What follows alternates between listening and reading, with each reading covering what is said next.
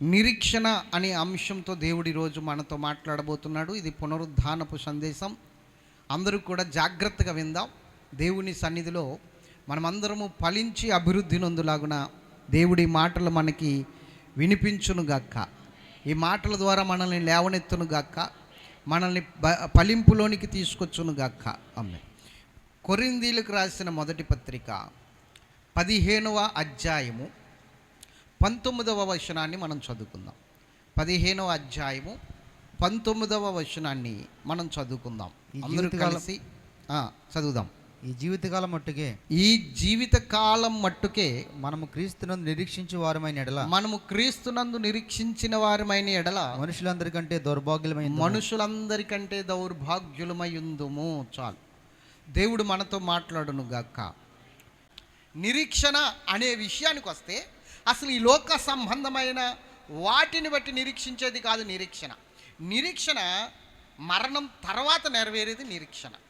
దానికోసం నిరీక్షించాలి మనం. అందుకనే ఈ జీవిత కాలం మట్టుకే క్రీస్తునందు నిరీక్షించిన వారమైన ఎడల మనము మనుషులందరికంటే దౌర్భాగ్యులమైయుందుము అని పౌలు గారు చెప్పారు. అసలు నిరీక్షణ అనేది మనకి మరణము తర్వాత ఉపయోగపడేది. మరణము తర్వాత జరగబోయే వాటికి మనం నిరీక్షణ ఉంచాలి. దేవునికి మహిమ కలుగును గాక. నిరీక్షణ అనడానికి ఈరోజు చాలా విషయాలు నేను మీకు చెప్పాలనుకుంటున్నాను. నిరీక్షణ గురించి చాలా జాగ్రత్తగా విందాం. అసలు నిరీక్షణ అంటే దేనికి సంబంధించి మనం నిరీక్షించాలి, మన నిరీక్షణ ఎలా ఉండాలి, మనం ఏ విధముగా నిరీక్షించాలి అన్నది మనం ఆలోచన చేయాలి. స్తోత్రం చెప్పండి గట్టిగా. పూర్వము పాత నిబంధన గ్రంథం మనం చూసుకుంటే అసలు నిరీక్షణకి ఆధారం లేదు. ఉందంటారా?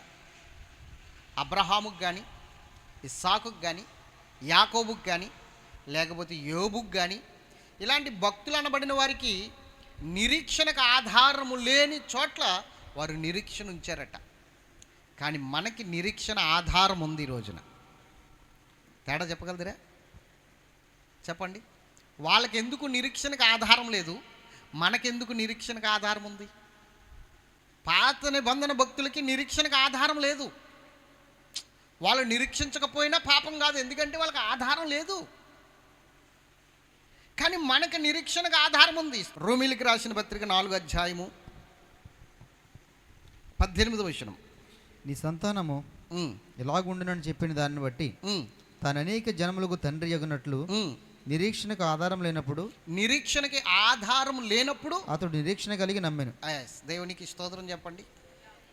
అయితే మీరు ఒకసారి ఆలోచించండి, ఏమి లేదు అక్కడ.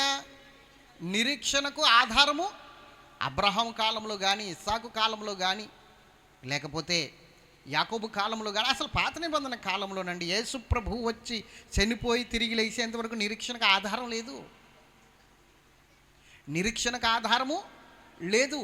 అపోస్తలుడైన పౌలు ఒక మాట చెప్పాడు, నిరీక్షణ లేని ఇతరుల వలె మీరు దుఃఖపడుట నాకు ఇష్టం లేదు అంటాడు. దేని గురించి అన్నాడు ఈ మాట? నిద్రించిన వారిని గురించి అన్నాడు. అంటే చనిపోయిన వారి గురించి, క్రీస్తులో మరణించిన వారి గురించి మాట్లాడాడు ఈ మాట. మొదటి దెస్సలోనికీయులకు రాసిన పత్రిక 4:13 చదవండి. 4:13. సహోదరులారా నిరీక్షణ లేని ఇతరుల వలె మీరు దుఃఖపడకుండా నిమిత్తము నిద్రించుచున్న వారిని గురించి మీకు తెలియకుండా మాకు ఇష్టం లేదు. చెప్పండి, ఇప్పుడు దేని గురించి నిరీక్షణ ఉండాలని చెప్తున్నాడు ఇక్కడ? అంటే ఇతరులకి ఏమి లేదు. ఇప్పుడు క్రీస్తు బయట ఉన్న వారికి ఏమి లేదు, క్రీస్తు బయట ఉన్న వారికి ఏమి లేదు నిరీక్షణ. దేని విషయంలో నిరీక్షణ లేదు? ఇప్పుడు ఆ విషయంలో నేను మీకు చెప్తాను. క్రీస్తు బయట ఉన్న వారిని ఒక గుంపు చేద్దాం, క్రీస్తు లోపల ఉన్నవారికి ఒక గుంపు, క్రీస్తు బయట ఉన్నవారు ఏ మతాల్లో ఉన్నా, ఎలాంటి విశ్వాసాల్లో ఉన్నా వాళ్ళందరినీ ఒక గుంపు చేసేద్దాం. స్తోత్రం చెప్పాలి గట్టిగా. అంటే ప్రపంచంలో ఉన్నవారిని ఇప్పుడు 2 గుంపులు చేస్తాం మనం. ఒక గుంపు క్రీస్తు బయట ఉన్నారు, ఒక గుంపు క్రీస్తు లోపల ఉన్నారు. జాగ్రత్తగా వినాలి. ఇప్పుడు ప్రపంచంలో ఉన్న వారిని అందరినీ 2 గుంపులు చేస్తే క్రీస్తు బయట ఉన్న వారి యొక్క పరిస్థితి ఏంటంటే నిరీక్షణ లేదు. కొంతమంది ఏమనుకుంటారంటే చచ్చిపోతే గాల్లో కలిసిపోద్ది, మట్టిలో కలిసిపోద్ది, ఏమీ ఉండదు, అంతా అయిపోయినట్టే, చచ్చిపోవడంతో అయిపోయింది. అదొక జాతి, అదొక విశ్వాసం. స్తోత్రం చెప్పాలి. వారిని ఏమంటారంటే నాస్తికులు. ఇంక దేన్ని నమ్మరు. అర్థమవుతుందా? ఈ ప్రాణం ఒక గాలి, ఊపిరి ఒక గాలి, కాబట్టి చనిపోతే గాలిలో కలిసిపోద్ది, ఈ శరీరము మట్టిలో కలిసిపోద్ది, ఇంకేమీ లేదు. ఇది నాస్తికుల యొక్క విశ్వాసం. ఓకే, స్తోత్రం చెప్పాలి. తర్వాత ఇంకొకరు కొంతమంది ఏమనుకుంటారంటే చనిపోయిన తర్వాత వాళ్ళు దెయ్యాలుగా మారతారని, లేకపోతే దేవుళ్ళుగా దేవతలుగా మారిపోతారని కొంతమంది విశ్వాసం.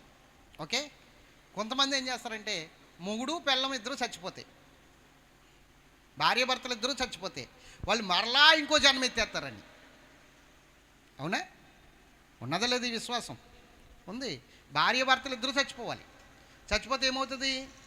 మరలా ఇంకొక జన్మ అవుతుంది. మొన్న ఒకడు అంటున్నాడు, క్రైస్తవ్యాన్ని భూమి మీద లేకుండా, నామరూపం లేకుండా చేసేస్తాను అన్నాడు.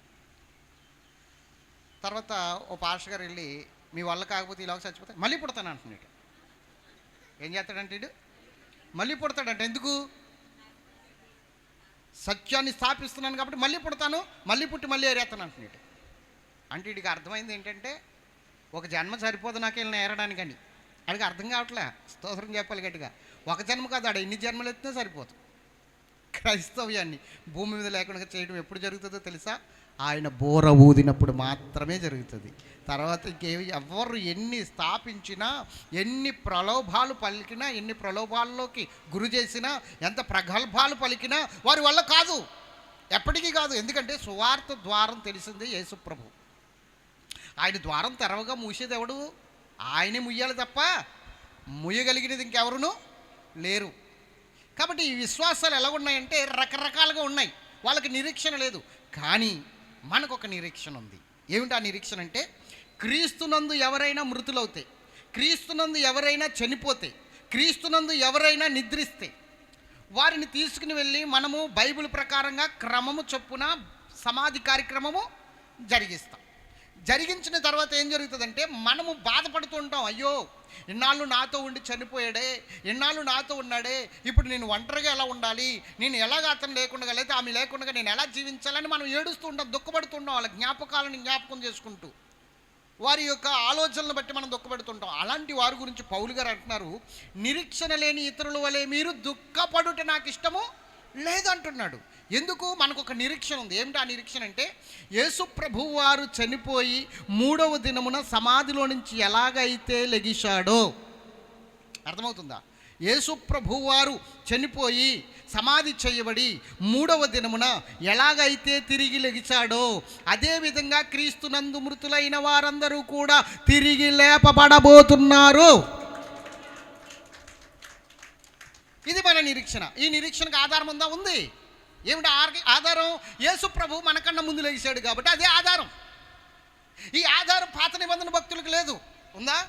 అప్పుడు ఎవరు చనిపోయి ఇలా లెగిసిన వారు లేరు. ఇదిగో నేను ఇలా లెగిస్తాను కాబట్టి మీరు లెగిస్తారని చెప్పిన వారు ఎవరును లేరు. కాబట్టి పాత నిబంధన భక్తులకి నిరీక్షణకు ఆధారము లేదు. కానీ క్రొత్త నిబంధన భక్తులమైన మనకి ఒక ఆధారం ఉంది ఈ నిరీక్షణకి. ఏమిటి ఆధారం? మనకన్నా ముందు క్రీస్తు లెగిశాడు కాబట్టి ఖచ్చితంగా మనము లెగిస్తాము అన్న నమ్మడానికి ఒక నిరీక్షణ ఉంది. కానీ ఆ నిరీక్షణ పాత నిబంధన భక్తులకు లేదు కదా. అందుకనే నిరీక్షణకు ఆధారము లేదు అని చెప్పాడు ఆ టైంలో. స్తోత్రం చెప్పాలి. నిరీక్షణకు ఆధారం లేదు పాత నిబంధన భక్తులకి, కానీ మనకుంది. యేసుక్రీస్తు పునరుద్ధానుడై లెగిశాడు. యేసుక్రీస్తు పునరుద్ధానుడై లెగిశాడు. ఇప్పుడు మనం నిరీక్షిస్తున్నాం, మనము కూడా లెగిస్తాం.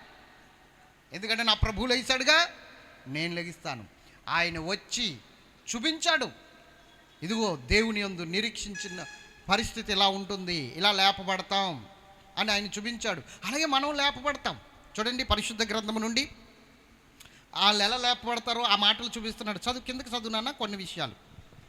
వాళ్ళు ఎలా లేపబడతారు? యేసు మృతి పొంది తిరిగి లేచినని, యేసు మృతి పొంది తిరిగి లేచినని మనం నమ్మినడలా. అది ఇప్పుడు మనకు ఒక నిరీక్షణ ఉందా లేదా చెప్పాలి. ఎంతమంది నమ్ముతున్నారు? యేసు ప్రభు మృతి పొంది తిరిగి లేచాడని ఎంతమంది నమ్ముతున్నారు?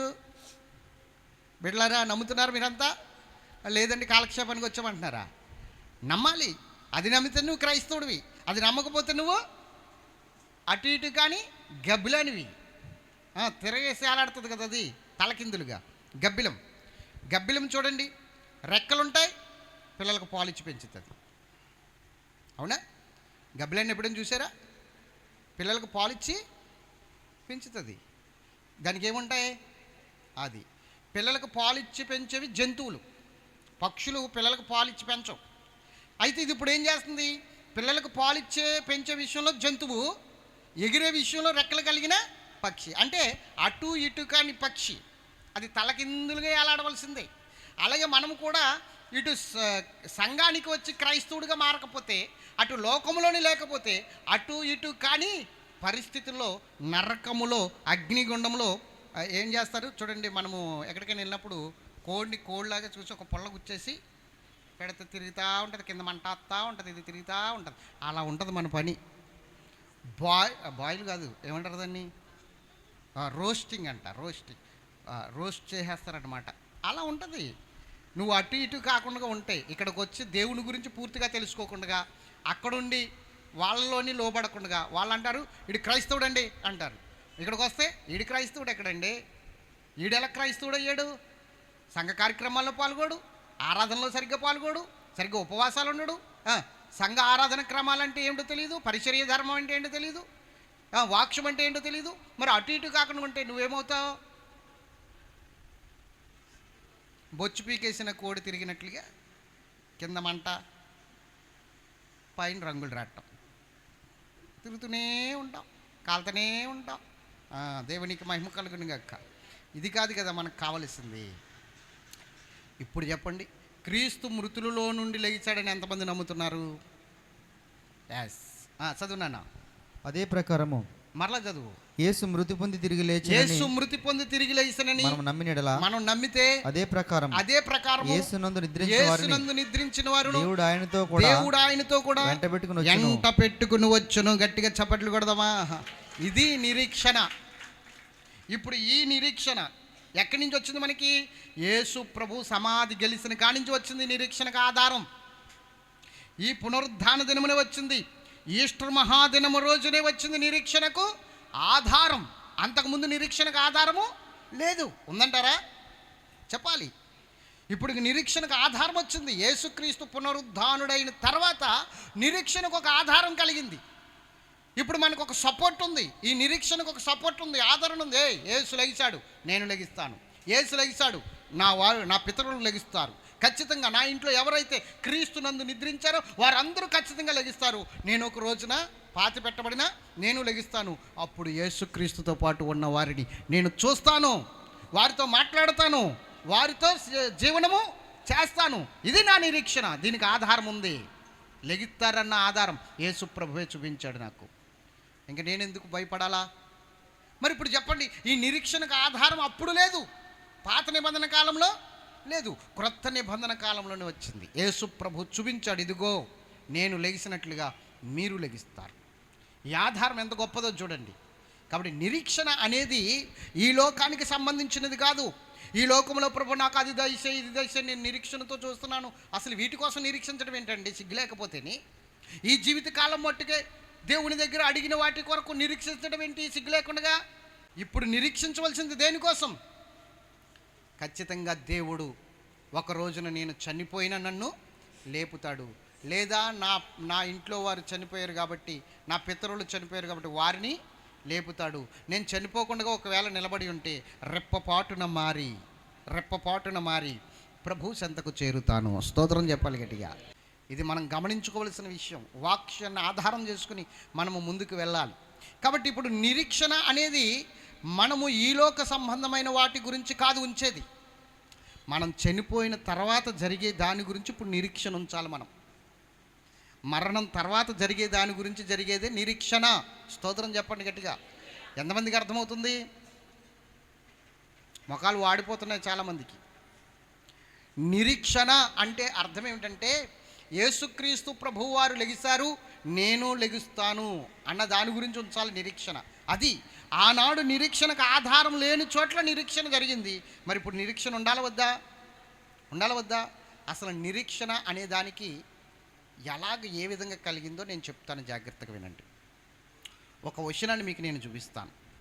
హోషేయ గ్రంథము, హోషేయ తెలుసా? ఎస్ఐ కాదు, హోషేయ. 2వ అధ్యాయం 15వ వచనం. 2వ అధ్యాయం 15వ వచనం ఒకసారి తీయండి. అక్కడ నుండి దానిని తోడుకొని వచ్చి దానికి ద్రాక్ష చెట్లను ఇత్తెను. ఆకోరు శ్రమగల లోయను శ్రమగల లోయను నిరీక్షణ ద్వారముగా చేస్తాను. గట్టిగా స్తోత్రం చెప్పండి. ఏం చేస్తాడట? ఆకోరు శ్రమగల లోయ. అంటే ఈ నిరీక్షణకు ఆధారం లేదు. ఒకప్పుడు ఉందా? నా వైపు చూస్తూ వినండి. నిరీక్షణకు ఆధారము లేదు. కాబట్టి మరణకరమైన పరిస్థితులతోనే మన మరణాలు ఉండేవి. చనిపోతే ఏం జరుగుతుందో తెలియని పరిస్థితి, చనిపోయిన తర్వాత ఏమైపోతామో తెలియని పరిస్థితి. అలాగే మరణకరమైన స్థితి మనల్ని కమ్ముకుంటూ ఉండేదన్నమాట. నిరీక్షణకు ఆధారం లేదు. ఏదైనా తప్పు చేస్తే మరణం వచ్చేయడమే. ధర్మశాస్త్రం ప్రకారంగా ఏదైనా తప్పు చేస్తే ఏంటి? మరణమే. నన్ను ఎవరైనా తప్పిస్తారేమో, నా మరణాన్ని తప్పించి, నా మరణాన్ని ఎవరైనా పొంది, నా మరణము తప్పించి నన్ను జీవంలోనికి నడిపిస్తారేమో అన్న నిరీక్షణ అప్పుడు లేదు. మరి ఎప్పుడు వచ్చింది ఆ నిరీక్షణ? ఎప్పుడు వచ్చింది? యేసుక్రీస్తు ప్రభువు వారు చనిపోయి తిరిగి లేచిన తర్వాతే వచ్చింది. అర్థమవుతుందా? అంతకుముందు ఆ నిరీక్షణ లేదు. అందుకని యోబు కూడా ఏమంటాడో తెలుసా? పాప సహితములో నుండి పాపరహితమైనది వస్తే ఎంత మేలు అంటాడు. అంటే అర్థం ఏమిటి? పాప సహితములో నుండి పాపరహితము అంటే పాపము చేసిన వాడిలో నుండి పాపము లేనివాడు పుట్టడం అన్నమాట. అలా పుట్టాడుగా. ఎంత బాగున్నో అన్నాడు యోబు. తెలియకుండానే ప్రవచనం చెప్పేశాడు. కానీ నిజంగా పాపము చేసిన వాడిలో నుండి పాపరహితుడు వచ్చాడు. స్తోత్రం చెప్పాలి గట్టిగా. పాప సహితములో నుండి ఏమొచ్చింది? పాపరహితుడు వచ్చాడు. వచ్చి పాపము లేని వారిగా మనల్ని చేసి మనల్ని నీతిమంతులుగా నిలబెట్టి పరలోక రాజ్యములో ఉండడానికి ఒక నిరీక్షణ ద్వారం ఏర్పాటు చేశాడు. ఆ ద్వారం యేసుక్రీస్తు ప్రభువు వారే. ఎవరు? గొర్రెలు పోవు ద్వారము నేనే అన్నాడుగా ఆయన. ఇప్పుడు ఆ ద్వారం ఎవరు? ఏమంటున్నాడు ఇక్కడ? నిరీక్షణ ద్వారము చేసేదను, నిరీక్షణ ద్వారముగా చేసేదను. ఒక్కసారి ఆలోచిద్దాం. యెరికో పట్టణాన్ని జయించేశారండి ఇజ్రాయేల్ ప్రజలు. ఇక్కడి నుంచి అక్కడికి వెళ్ళిపోయారంటే అనుకోకండి, వినండి, స్తోత్రం చెప్పాలి. యెరికో పట్టణాన్ని జయించేశారు ఇజ్రాయేల్ ప్రజలు. ఆ పట్టణం గోళ్ళన్నీ పడగొట్టేశాడు దేవుడు. 7 రోజులు స్తుతి చేయగా, మందసం తిరగగా ఆ పట్టణం చుట్టూ అద్భుతం జరిగింది. ఆ తర్వాత ఇజ్రాయేల్ ప్రజలు యెరికోలో ఉన్న వారిని అందరినీ చంపేశారు ఖడ్గము చేత. ఓకే. ఆ తర్వాత ఆ పట్టణం పక్కన ఉన్న చిన్న పట్టణం హాయి అనే పట్టణం. ఏ పట్టణం? హాయి అనే పట్టణం. ఇప్పుడు ఆ పట్టణాన్ని జయించడానికి వెళ్ళాలి. చిన్న పట్టణం కదా. యెహోషువ అన్నాడు, ఇంతమంది ఎందుకు, ఒక 3,000 మంది వెళ్తే సరిపోతుంది. ఇంతమంది వెళ్ళవలసిన అవసరం లేదు. ఎన్ని లక్షల మంది వెళ్ళి వాళ్ళని భయపెట్టడం ఎందుకు, వాళ్ళని చూస్తేనే చచ్చిపోతారు వాళ్ళు. కాబట్టి 3,000 మంది వెళ్ళండి అన్నాడు. 3,000 మంది వెళ్ళారండి హాయి పట్టణం మీదకి. వాళ్ళందరూ ఈ 3,000ని తరిమి కొట్టారు. కొంతమందిని చంపేశారు. ప్రాణాలు గుప్పిట్లో పెట్టుకుని ఈ 3,000 మందిలో కొంతమంది పరిగెత్తుకుని వచ్చేసి యెహోషువ దగ్గర పడిపోయి, మేము వాళ్ళతో యుద్ధం చేయలేం, మేము యుద్ధం చేసి గెలవలేం, మేమందరము చచ్చిపోదాం, కొంతమంది చనిపోయారు, మేము ప్రాణాలను కాపాడుకుని వచ్చేసామంటే యెహోషువ ఏడుస్తూ దేవుని సన్నిధిలో మోకరించి ప్రార్థన చేస్తున్నాడు. ప్రభువా, ఇంత పెద్ద పట్టణాన్ని మా చేతికి అప్పగించావు, ఆ చిన్న పట్టణమైన హాయి పట్టణాన్ని ఎందుకు మా చేతికి అప్పగించట్లేదు? మేము వెళ్ళాలి అంటే ఆ వాగ్దానపురము నువ్వు వాగ్దానం చేసినట్లుగా ఆ పట్టణాన్ని మేము స్వాధీనం చేసుకోవాలంటే ఈ పట్టణాలన్నింటినీ జయించాలి కదా. మరి ఏమిటి ప్రభువా, ఈ హాయి పట్టణాన్ని ఎందుకు మేము జయించలేకపోతున్నాం, మా వెళ్ళేందుకు అవ్వట్లేదంటే అన్నాడు, ఒకడు పాపము చేసిన వాడు మీలో ఉన్నాడు, ఒకడు పాపం చేసిన వాడు మీలో ఉన్నాడు కనుక ఆ పట్టణాన్ని మీరు జయించలేరు, నేను మీతో రాను. పాపము చేశారు కాబట్టి నేను మీతో రాను, పాపం చేశారు కాబట్టి నేను మీతో రాను. ఆ పాపం చేసిన వాడు చస్తే నేను మీతో వస్తాను. ఎందుకంటే పాపానికి జీతము మరణమే. అప్పుడు నిరీక్షణ ద్వారం లేదు కదా. అప్పుడు పాపానికి జీతం ఏమిటి? మరణమే. జాగ్రత్తగా వినాలి. కాబట్టి పాపం చేసిన వాడు సావలసిందే అప్పుడు ధర్మశాస్త్రం ప్రకారంగా. లేకపోతే ఏమన్నాడు? నేను మీతో రానన్నాడు. అవునా? అవును, రానన్నాడు దేవుడు. అంటే పాపము చేస్తే ఆయన మనతో ఉండను. ఇక్కడ ఒకడు పాపం చేసినందుకు నేను మీతో రాను, వాడు చస్తేనే కానీ మీతో వచ్చి నేను యుద్ధం చేయను, నేను సెపరేట్ అయిపోయాను, మీకు విరోధిని అయిపోయాను అన్నాడు కదా యెహోషువతో. అసలు ఆ ఒక్కడెవడు? ఆ పాపం చేసినోడు ఎవడంటే ఆ పాపం చేసినోడు ఆకాను అనండి. ఎవడాడు? ఎరుకో పట్టణము శపించబడింది కనుక ఎరుకో పట్టణంలో ఉన్నదంతా కాల్చేయండి, బూడి చేయండి, అది అసలు మీరు ముట్టుకోవద్దు, శపించబడిందని చెప్పాడు దేవుడు. ఈ ఆకాన్ ఏం చేశాడు? బంగారపు కనికొకటి కమ్మి, బంగారపు కమ్మి ఒకటి, వెండి సేనారు వస్త్రము తెచ్చుకుని తన టెంట కింద కప్పెట్టుకున్నాడండి. అమ్మ నేను చెప్పేది కొంచెం ఆగండి. టెంట కింద కప్పెట్టుకుంటే అది దేవుడు చూశాడు. ఎవరు చూడలేదు, మనుషులు ఎవరు చూడలేదు. మనుషుల కళ్ళు కప్పొచ్చు, దేవుని కళ్ళు కప్పగలదుమా? చెప్పండి, దేవుని కళ్ళు కప్పగలదుమా? ఎవరి వల్ల అవ్వదు దేవుని కళ్ళు కప్పడం. ఆయన సమస్తమును తేటగా చూచుచున్నాడు. ఆయనకి ఏది మరుగైనది లేదు. దేవుడికి తెలిసింది పాపం చేసిన వాడు ఒక్కడు. ఇంతకీ మీకు ఒకటి చెప్పనా, వాళ్ళ ఫ్యామిలీ మెంబర్లకు కూడా తెలియదు ఈ విషయం. భార్యకి తెలియదు, బిడ్డలకు తెలియదు, ఎవరికి తెలియదు, వాడికి మాత్రమే తెలుసు. దేవుడు అన్నాడు, వాడు పోతేనే కానీ మీ సమాజంలోకి నేను రానన్నాడు. అప్పుడు వీళ్ళందరూ ఏం చేశారో తెలుసా? తీసుకెళ్దాం, యెహోషువ గ్రంథంలోనికి తీసుకుని వెళ్దాం వీళ్ళందరినీ. తీయండి, యెహోషువ 7వ అధ్యాయము 24 కాడి నుంచి చదవండి. తరువాత యెహోషువయు ఇశ్రాయేలులందరూ జెరహు కుమారుడైన ఆకానును, ఆ వెండిని, ఆ పై వస్త్రమును, ఆ బంగారు కమ్మిని, ఆకాను కుమారులను, కుమార్తెలను, ఎద్దులను, గాడిదలను, మందను, డేరాను, వానికి కలిగిన సమస్తమును పట్టుకుని ఆకోరు లోయలను తీసుకుని వచ్చారు. ఎక్కడికి తీసుకొచ్చారు అంటే ఆకోరు లోయ అంటే అర్థం ఏంటో తెలుసా? మరణకరమైన లోయ. ఏం లోయ అంటే శిక్ష వచ్చే లోయ. శిక్ష. ఎవడు పాపం చేసినా, ఎవడు తప్పు చేసినా ఏం జరుగుతుంది అక్కడ? తీర్పు అన్నమాట. తీర్పు వచ్చే లోయ. స్తోత్రం చెప్పండి. ఒక తీర్పు, దాన్నే ఆకోరు లోయ అనొచ్చు. ఒక శిక్ష, అదే దాన్నే ఆకోరు లోయ అనొచ్చు. దాన్ని ఏం చేశాడు దేవుడు? నిరీక్షణ ద్వారంగా మార్చేశాడు. ఇప్పుడు వాళ్ళందరినీ ఎక్కడికి తీసుకొచ్చారు? ఆకోరు లోయలోనికి తీసుకొచ్చారు. ఆకాను కుటుంబం అంతటిని ఎక్కడికి తీసుకొచ్చారు? ఆకోరు లోయలోనికి తీసుకొచ్చి ఆకోరు లోయలో నిలబెట్టి చంపేసి పెద్ద రాళ్ళు గుట్ట ఆ శవాల మీద పెట్టారు. ఇప్పుడు ఏం జరిగింది అక్కడ? శిక్ష వచ్చింది. తీర్పు వచ్చిందా లేదా? కుటుంబానికి శిక్ష వచ్చింది. కానీ ఇప్పుడు యేసుక్రీస్తునందున్న వానికి ఎలాంటి పాపైన వాడు, ఎలాంటి దుర్మార్గుడైన వాడు, ఎలాంటి పనికి మాలిన వాడైనా, నరహంతకుడైనా, పచ్చి దొంగైనా, వ్యభిచారైనా, త్రాగుబోతైనా, ఎలాంటి పాపం చేసినా యేసుక్రీస్తు దగ్గరికి వచ్చి గనక మార్పు చెందితే, పశ్చాత్తాపడితే, పాపములు ఒప్పుకుని విడిచిపెట్టగలిగితే, ఆ శ్రమ కలిగిన ఆకోరులోయ అంటే ఆ తీర్పు నిరీక్షణ ద్వారంగా మారిపోయింది. ఇప్పుడు ఎలా మారిపోయింది? ఏమన్నాడు అక్కడ హోషేయ గ్రంథంలో? అక్కడ నుండి దానిని తోడుకుని వచ్చి దానికి ద్రాక్ష చెట్లనిత్తును, ఆకోరు శ్రమగల లోయను నిరీక్షణ ద్వారముగా చేసేదను అన్నాడా లేదా? అంటే ఆకోరు శ్రమగల లోయ అంటే ఏంటి?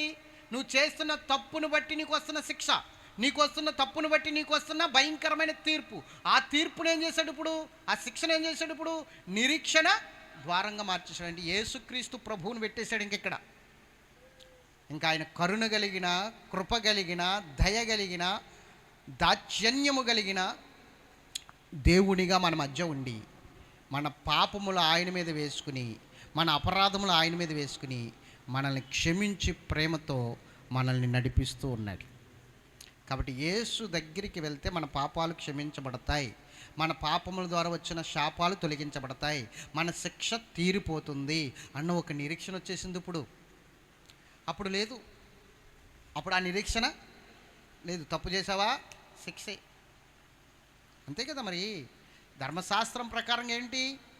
పాపం చేసిన వానికి మరణశిక్షే. కంటికి కన్ను, పంటికి పన్ను. ధర్మశాస్త్రం ప్రకారంగా మరణశిక్షే. కానీ ఎప్పుడైతే యేసుక్రీస్తు ప్రభువు వారు భూమి మీదకి వచ్చారో ఒక నిరీక్షణ వచ్చేసింది ప్రజలకి. అవునా కదా? నిరీక్షణకు ఆధారం ఆయనే, నిరీక్షణకు ద్వారం ఆయనే. ఇప్పుడు ఎంతమందికి అర్థమవుతుంది? నిరీక్షణకు ద్వారం ఎవరు ఇప్పుడు? నిరీక్షణకు ఆధారం ఎవరు ఇప్పుడు? ఒప్పుకుంటే ఇప్పుడు చాలు. నేను పాపిని ప్రభువా అని ఒప్పుకుంటే చాలు.